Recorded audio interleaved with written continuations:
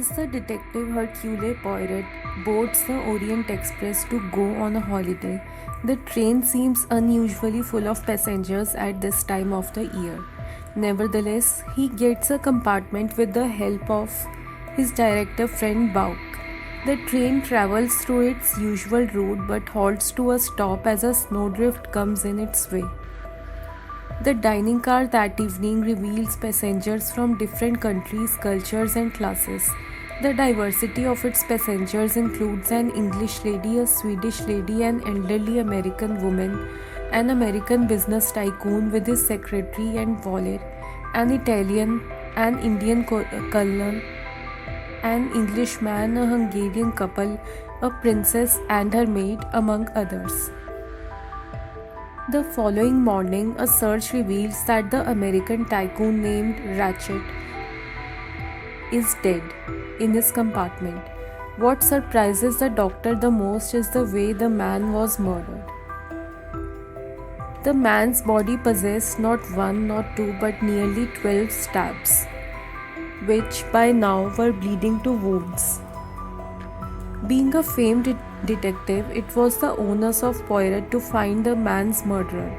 With the help of Bouc and Doctor, Poirot examined the dead body, collected the clues, interviewed all the passengers in the train, puzzled through their baggages, took their witnessing accounts, and jotted down all the evidences in his notebook.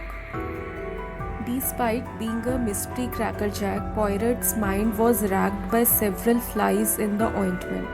Since no one could have entered the train and no one could have left it either, he was perplexed by the realities that were forming in his mind based on the evidences gathered.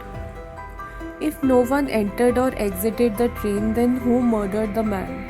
And if there was a passenger involved in the murder, why was there no evidence against any passenger?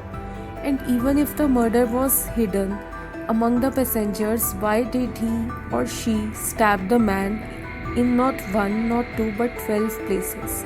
What kind of a psychopathic scheme was going on here?